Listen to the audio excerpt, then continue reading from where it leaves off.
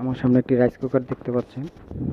এই রাইস কুকারের প্রবলেম হচ্ছে রান্না হওয়ার আগে হচ্ছে অফ হয়ে যায়, মানে কুক থেকে ওয়ার্ম চলে আসে। তো যাদের এই প্রবলেমটি হচ্ছে তারা এই ভিডিওটি দেখুন। আমি হচ্ছে রাইস কুকারের নাটগুলো খুলে নিলাম,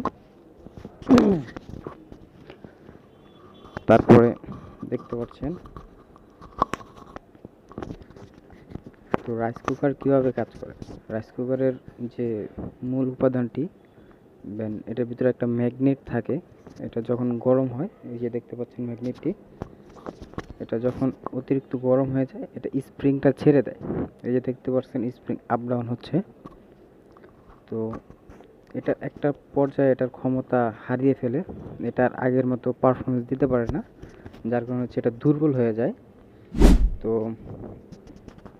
যাদের হচ্ছে এই সমস্যাটি হচ্ছে তারা এই ম্যাগনেটটি চেঞ্জ করে দিবেন, তাইলে আপনার সমস্যার সমাধান হয়ে যাবে।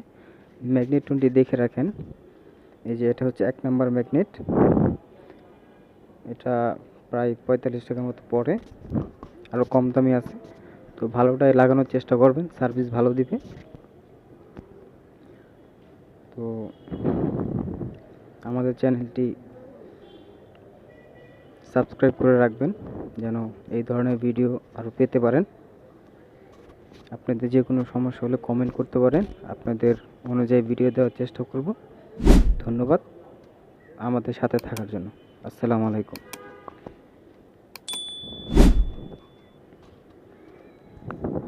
আপনাদের যদি কোনো বিষয় জানা লাগে তো কমেন্ট করবেন, আমি ওই বিষয়ে ভিডিও বানিয়ে দেব ইনশাল্লাহ।